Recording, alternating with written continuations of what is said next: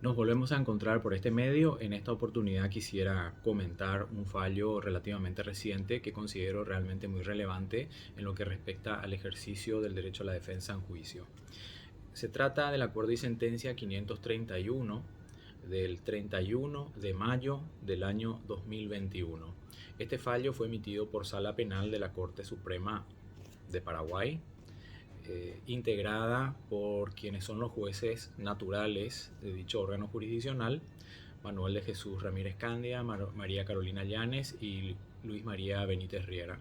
Lo que los jueces resolvieron en dicha ocasión fue respecto a dos recursos extraordinarios de casación planteados contra el acuerdo y sentencia emanado de un tribunal de apelaciones que confirmaba una sentencia condenatoria respecto a dos personas. La sentencia condenatoria de primera instancia daba por acreditada la comisión de conductas que tienen que ver con la ley 1340/88, la ley que se refiere a tráfico de estupefacientes y drogas peligrosas en la República del Paraguay.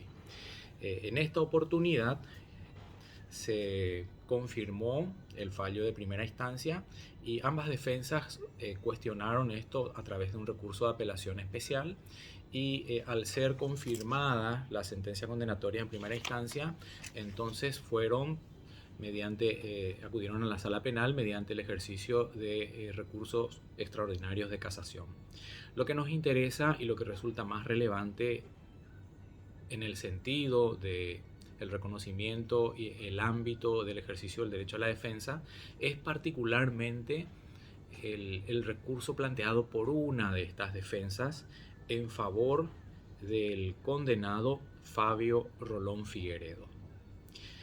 Esto resulta particularmente relevante y esta es una decisión que puede ser arbitraria mía, en la perspectiva de la forma en la que fue articulado, los motivos que dieron lugar, los agravios que dieron lugar a la articulación de estos recursos y la forma en la que la sala penal se explayó y argumentó respecto a esto.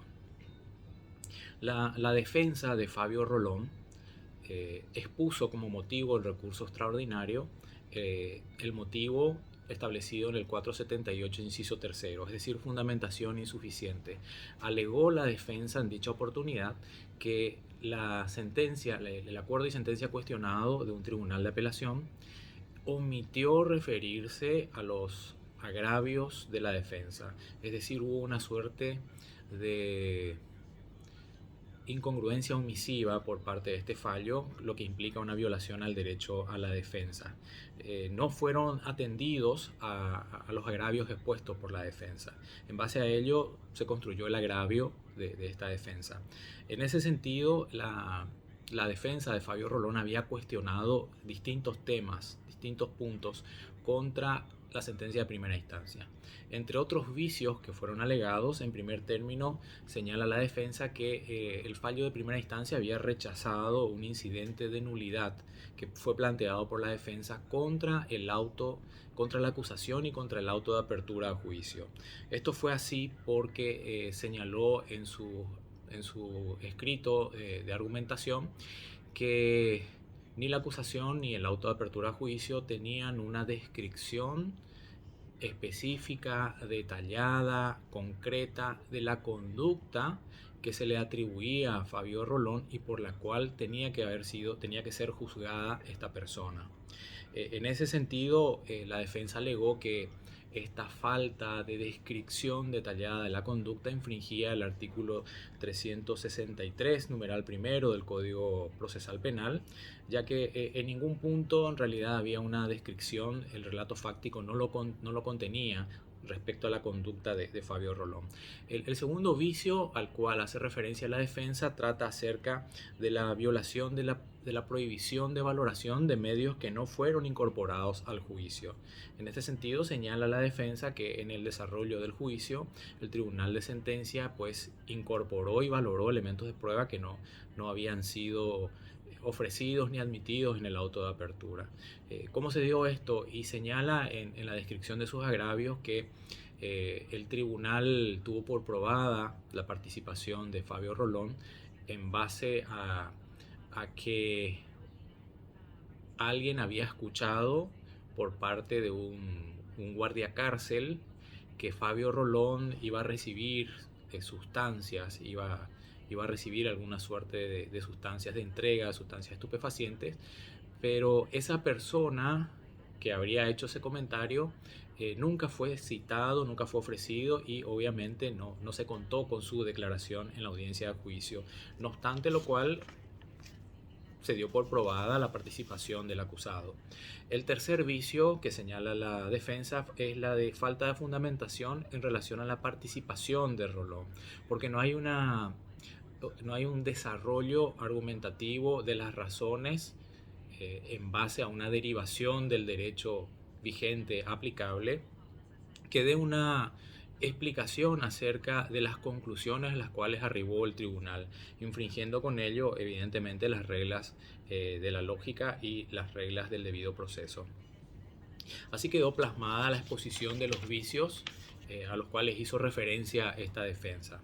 Esto resulta significativo en primer término por tratarse de un recurso extraordinario en donde la sala penal toma intervención. El recurso supera el examen de admisibilidad y es examinado y es estudiado en cuanto a su procedencia. Y obviamente trata en el fondo, y esta es una apreciación personal, no está en el fallo, trata acerca del contenido del derecho a la defensa, un aspecto que no siempre es detallado, no es desarrollado, muchas veces no es del todo definido. Es decir, tenemos un conocimiento en base a lo que señala la redacción de la ley, de la Constitución, de cuál es el contenido nuclear del ejercicio del derecho a la defensa. Donde solemos tener inconvenientes es en cuanto a los límites, a los alcances, a las facultades en concreto a las cuales se proyecta este derecho a la defensa. En esta oportunidad ha existido un análisis por parte de la Corte. En primer término, al analizar los motivos de agravio de la defensa de Fabio Rolón, la Corte inicia señalando que existe un deber fundamental por parte de los jueces. Ese deber tiene que ver con el artículo 256 de la Constitución, en congruencia con el 125, lo cual generalmente la Corte reitera al iniciar estos exámenes, y que tienen que ver con que los fallos dictados por los jueces de la República del Paraguay tienen que estar fundamentados. Pero esa fundamentación no puede ser una fundamentación que responda a cualquier perspectiva arbitraria. Tiene que ser una fundamentación en base a la Constitución y a las leyes, y entiéndase también en base al respeto a la lógica. En ese sentido, examina la sala penal particularmente los agravios esgrimidos por esta defensa, que recordemos nuevamente es una de las dos defensas que planteó recursos extraordinarios de casación, y le da la razón a los agravios expuestos por el defensor, en el sentido de que la sentencia de primera instancia realmente estuvo infundada en lo que se refiere a la conducta, a la determinación de la conducta de Fabio Rolón.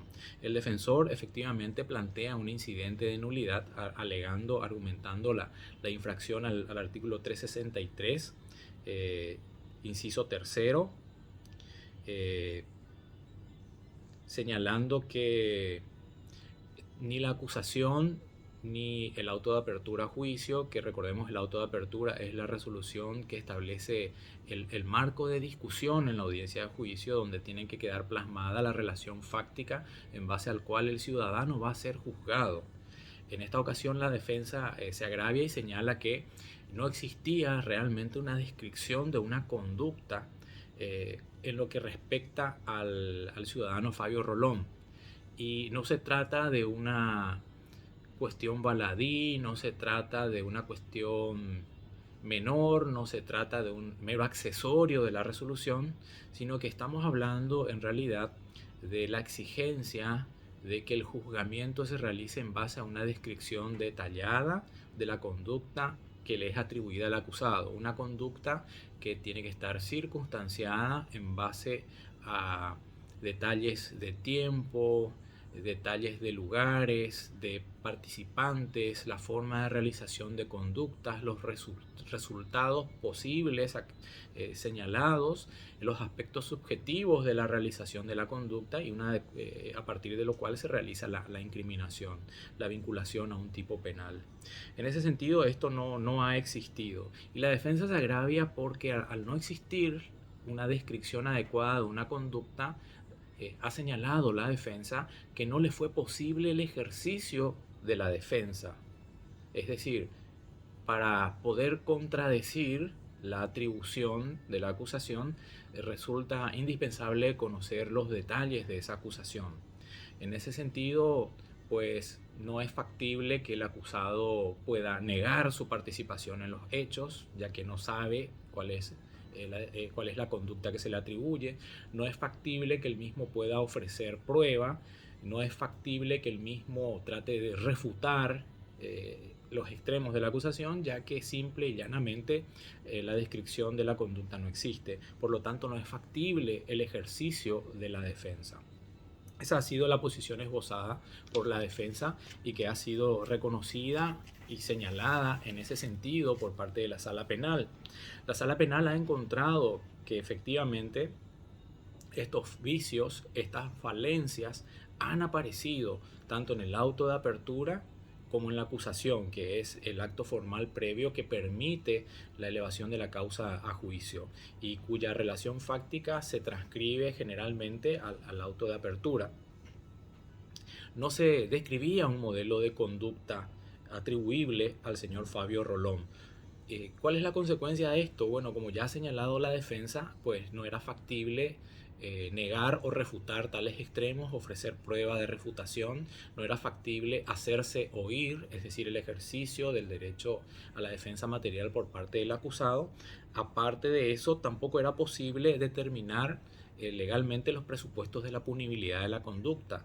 No era factible realizar un ejercicio de tipificación de la conducta, de determinar si es que la misma era justificada o no, si era reprochable o no, si era punible o no, simplemente por la ausencia del sustrato fáctico, de la relación fáctica, de la conducta humana activa u omisiva, a partir de lo cual se tienen que construir las distintas etapas de la teoría estratificada del delito.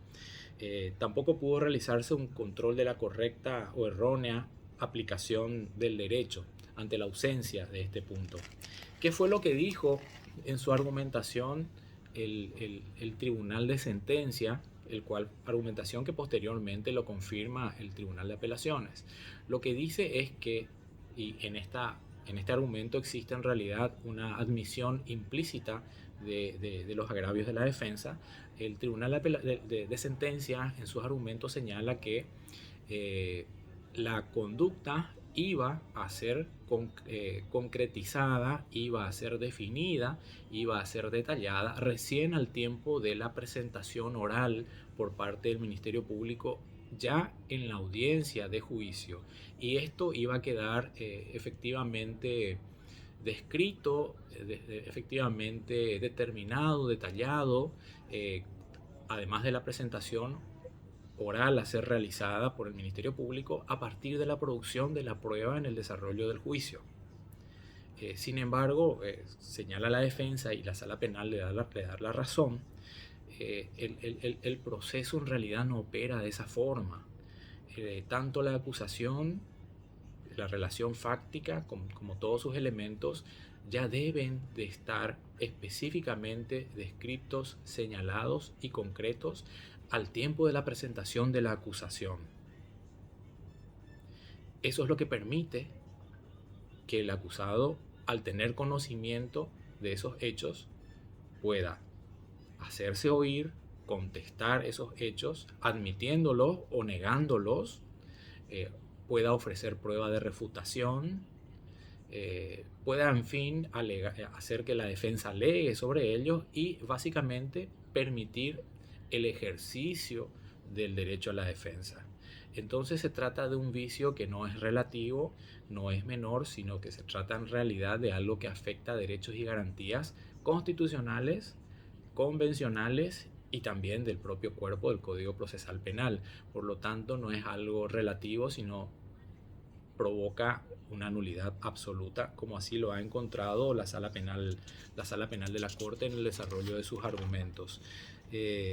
Ha encontrado que han sido infringidos el 347 inciso segundo del Código Procesal Penal, que en el caso de la ley paraguaya exige la relación precisa y circunstanciada del hecho punible que se atribuye al imputado. El 363 inciso primero, la admisión de la acusación con la descripción precisa del hecho objeto del juicio. Y el artículo 398 siempre de la Ley Procesal Penal paraguaya, la determinación precisa y circunstanciada del hecho que el tribunal estima acreditado.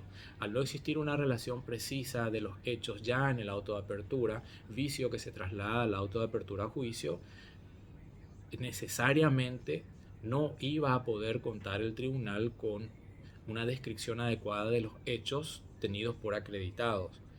¿Por qué? Porque no existían en el auto de apertura. En la concepción de esta sentencia de primera instancia que fue cuestionada y anulada, la determinación de los hechos acreditados iban a surgir recién en el juicio. Pero eso a su vez presenta el problema de que vulnera el principio de congruencia, es decir, la necesaria relación de identidad entre el hecho por el cual es imputada una persona al inicio del proceso, el hecho por el cual es llamado a prestar declaración indagatoria el imputado, oportunidad en la cual se le intiman sobre estos hechos, el conjunto de hechos por el cual se llega a la acusación, va al auto de apertura a juicio y se traslada a la sentencia. Eso no era posible en este caso porque simplemente no existieron con anterioridad a la sentencia de primera instancia, y con ello quedaba en evidencia en la vulneración al principio de congruencia, que también se encuentra previsto, cuya vulneración se encuentra prevista en el artículo 403. Finalmente, la Sala Penal, de manera unánime, conjuga estos argumentos en base al relatorio del propinante, que fue el juez Ramírez Candia, y con ellos pues se declara la admisibilidad del recurso. Se hace lugar al recurso extraordinario de casación y con ello no se dispone el reenvío a otro tribunal de apelación, que es lo que había solicitado la defensa, sino que de manera directa se anula la sentencia y se dispone la absolución del acusado Fabio Rolón. En una sentencia que realmente es muy interesante porque en pocas oportunidades la Corte se ha explayado de esta forma con relación a un vicio importante en la acusación y en el auto de apertura a juicio, que es la ausencia de una descripción del relato fáctico. Recordemos que la ley en realidad lo que exige es una relación precisa y circunstanciada. No cualquier relato tampoco cumple con los requerimientos legales en cuanto al contenido de las conductas, sino solo aquel relato que describe de manera precisa, circunstanciada, clara y evidente la conducta atribuida a un ciudadano, porque únicamente en esas condiciones es factible el ejercicio de la defensa en juicio. De lo contrario, esto es ilusorio.